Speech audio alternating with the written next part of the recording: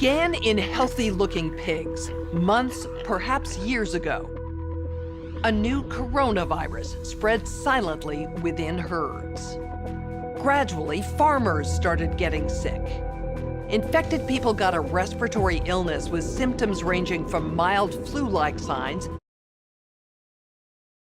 The mission of the Pandemic Emergency Board is to provide recommendations to deal with the major global challenges arising in response to an unfolding pandemic. The board is comprised of highly experienced leaders from business, public health, and civil society. We could be looking at double the number of cases in 1 week and 16 times as many in a month if we are not able to stop the spread. We're at the start of what's looking like it will be a severe pandemic. Work very well in the HIV field is in fact procurement through the Global Fund. Given that the countries most affected are those that are low and middle income.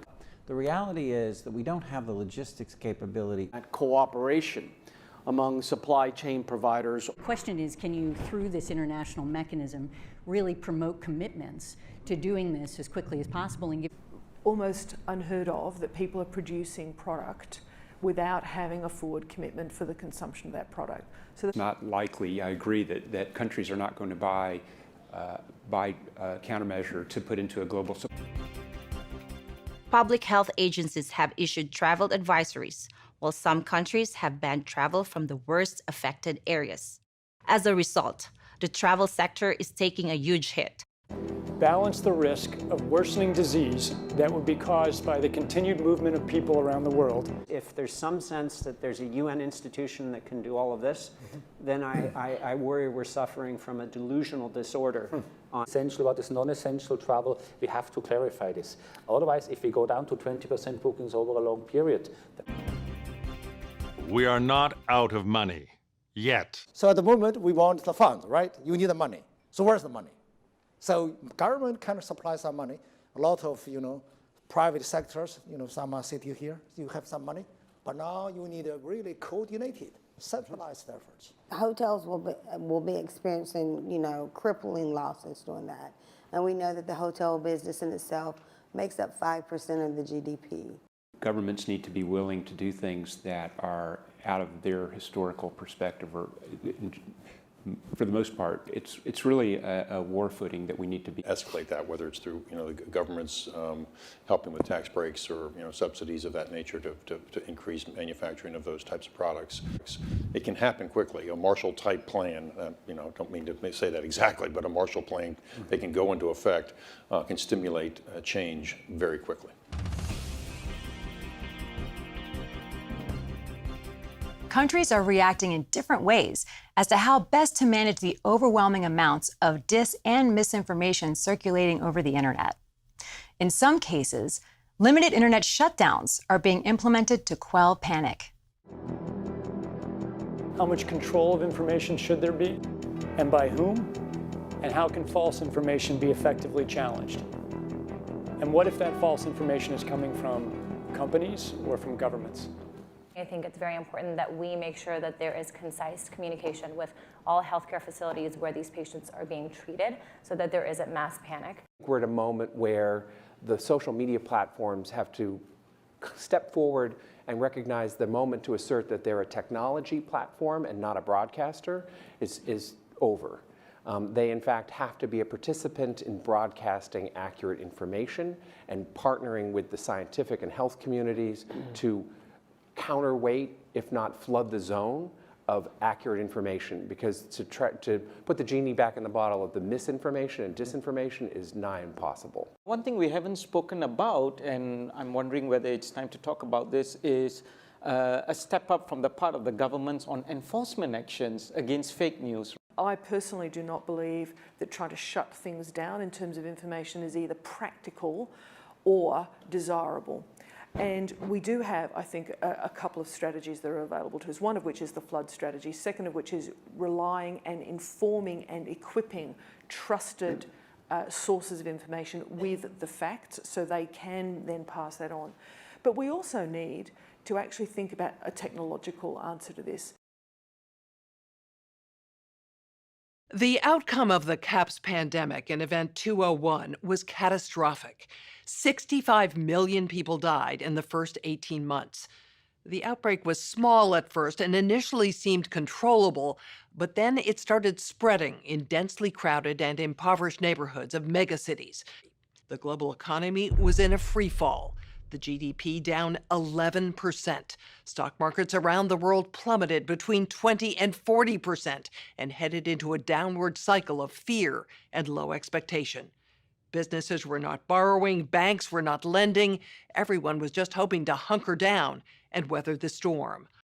Economists say the economic turmoil caused by such a pandemic will last for years, perhaps a decade.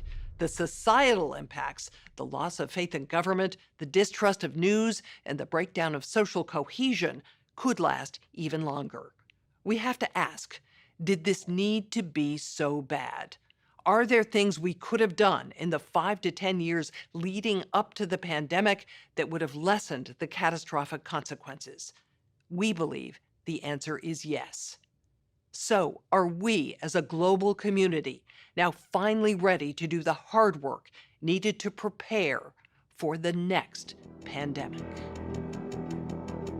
We are continuing our coverage of a new and deadly infectious disease. The virus has some genetic elements of the Nipah virus. The care of these patients requires extraordinary effort. We cannot and will not voluntarily take patients from other hospitals. The creation and intentional release of the Clade X virus. The impact of not doing something has lots of consequences.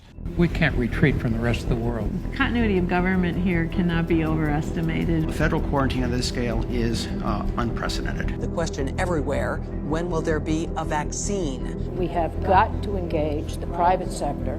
They know that we don't have a vaccine yet. They want vaccines to be prioritized. I would not want to pull those people back. And we need on the ground to be able to assure protection of our first responders. This is a non-starter. I'm going to need these people. I got this feeling in a whole lot of other places. More than 40 countries are reporting outbreaks, and many more are suspected of having cases. Leadership requires doing things that are oftentimes unpopular. This issue has the amazing capacity to be number 11 on anybody's list of 10 most important items. We have been unbelievably weakened by this crisis. What the world will look like when it's done is still very uncertain.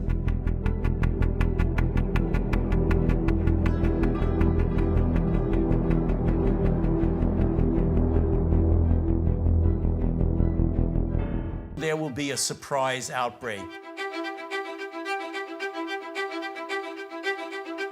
Given, as you heard from the introduction, that I have been around for a while and have had the opportunity and the privilege and the pleasure of serving in 5 administrations, I thought I would bring that perspective to the topic today, is the issue of pandemic preparedness. And if there's one message that I want to leave with you today, based on my experience, and you'll see that in a moment, is that there is no question that there will be a challenge to the coming administration in the arena of infectious diseases, both chronic infectious diseases in the sense of already ongoing disease, and we have certainly a large burden of that, but also there will be a surprise outbreak. And I hope by the end of my relatively short presentation, you will understand why history, the history of the last 32 years that I've been the director of NIAID, will tell the next administration that there's no doubt in anyone's mind that they will be faced with the challenges that their predecessors were faced with. And the mistake that so many people have made is something that several of our panelists have already referred to, and that is a failure to look beyond our own borders in the issue of the globality of health issues, not only things that are there that will come here, but surprises that we have. What are the lessons that we learned from HIV? What about the etiology of AIDS? I've been alluding throughout this entire discussion to this virus that causes AIDS. What about this virus? What is it? I'm sure you've heard about it in the paper. We call it the human T-cell leukemia lymphoma virus, or HTLV3.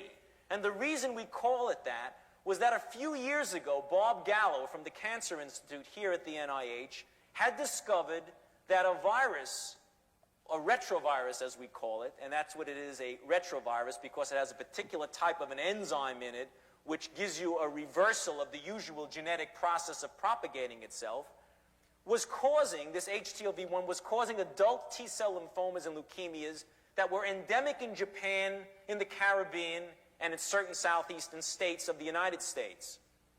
In fact, a variant of this HTLV1, which we've been calling HTLV3, is in fact the etiologic agent of AIDS.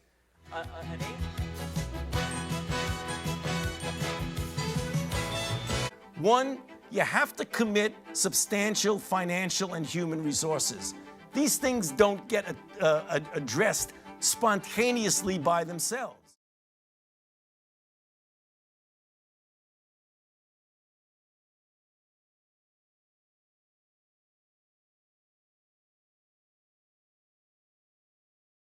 You have to enlist the best and the brightest investigators in both basic and clinical research.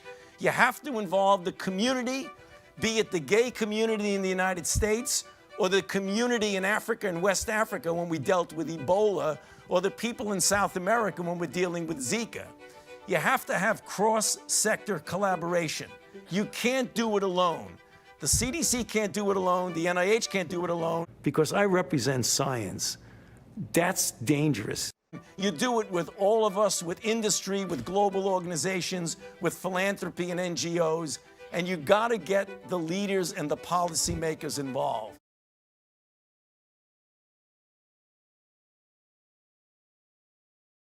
It is not gonna go away. So the thing we're extraordinarily confident about is that we are gonna see this in the next few years. Thank you. So this time, I think people will pay attention. Myself and Dr. Fauci featured in conspiracy theories. You know, like one says that Dr. Fauci's trying to make money off of these vaccines and various negative things about me. You know, you're encouraging people not to trust the advice on masks or taking the vaccine, and that could be damaging. It's a new phenomena. I don't know, you know, will it hurt the vaccine uptake where everyone who takes the vaccine is not just protecting themselves, but reducing their transmission to other people and allowing society to get back to normal?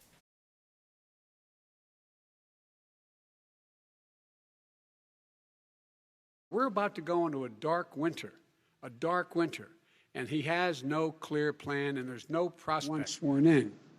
And so there's a need for bold action to fight this pandemic.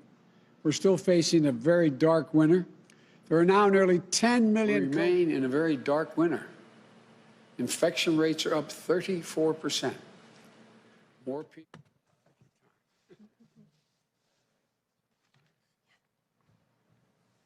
We'll take what we've learned today and build it into our planning. The country is still in a crisis, and there's a dark winter still ahead. Yesterday, America reached another tragic milestone. On June 22, 2001, the United States government began Operation Dark Winter. Operation Dark Winter was not a war game. Instead, something more unusual. Dark Winter was a germ game. In 2001, the U.S. military, government, and media launched a mock battle against pathology. The premise was simple. The bioterror organization released a deadly virus into the country, and smallpox is spreading quickly. The U.S. government must now react to contain the outbreak and stop further harm. How did we do?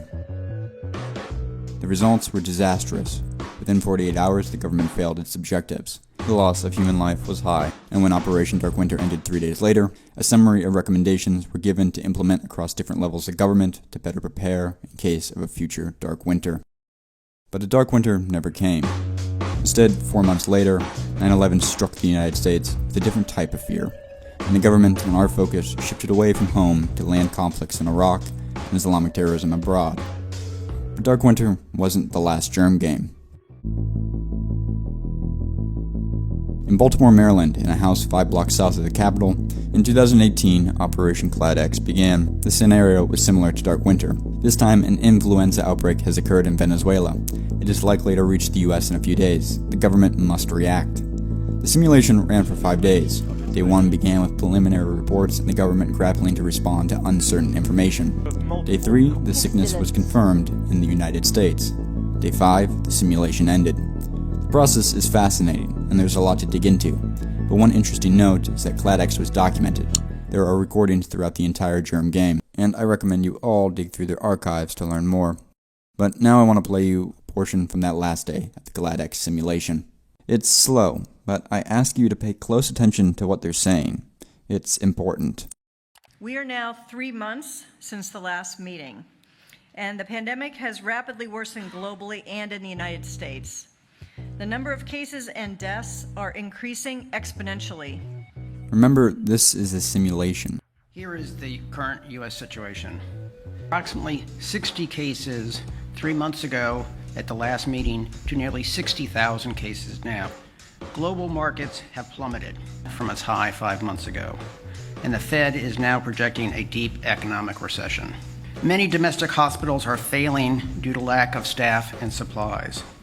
Telework and social distancing measures are being encouraged by the CDC. Schools across the country are closed, and many public gatherings have been canceled. Public demand for surgical masks and respirators far exceed the available supply. National Guard units in multiple states have been deployed to provide security for pharmacies and hospitals. Here is the global situation as best we can determine it. As you can see, Clade X is basically everywhere. In 2017, Bill Gates gave a TED Talk titled, "The Next Pandemic, We're Not Ready." In his brief 20 minutes, he highlighted the US government spends billions of dollars to keep an active, scalable military ready for any conflict. This is a pragmatic response to a hostile world, and multiple measures are taken. Equipment is kept updated, reserves are paid, logistical operations are practiced every day. But our global health response is weak. We've atrophied. We have little medical reserves, no active plans, and as certainly as war is a fact of human life, equally it's disease. Just because we don't see it doesn't mean it's not there. Now, part of the reason for this is that we've invested a huge amount in nuclear deterrence.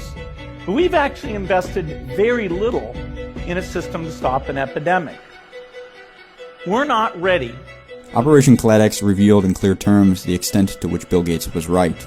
Our government is unprepared for pandemics. In the simulation, hospitals were overwhelmed, quarantine proved futile, and we ran out of ventilators. The outcomes from a global pandemic were knowable in January of 2020. Our weak points had been discovered from Operation Clade X in Dark Winter, but we did nothing in the intervening years to fix them. Whatever you think we need to do to avoid this downside, you have to consider doing, because this is existential. I mean, America's just wiped out in the last 6 hours, basically. You're losing 60% of the GDP. On December 20th, 2019, a year after Clade X, China began to report a new form of coronavirus in the Hubei province. Transmission rate and mortality were unknown. However, in the following weeks, it would be called COVID-19. Dubbed it COVID-19. And spread across the world. Tens of thousands of people would get critically sick in my city. This is a recording of the New York governor 3 months later, March 19th, 2020. There is a federal stockpile of medical equipment. That stockpile has about 12,000 ventilators for the nation. Again, we need 30,000. Federal government has 12. I mean, this is a bad situation. When the CDC starts putting out guidance, you can use a scarf as a mask. You know, it's time to make more masks. Make sure that you're wearing a mask, even though it's outdoors. If there are lots of people packed around you, wearing a 3-ply surgical mask. Don't wear a cloth mask. Cloth masks are little more than facial decorations. What did you say? Cloth masks are...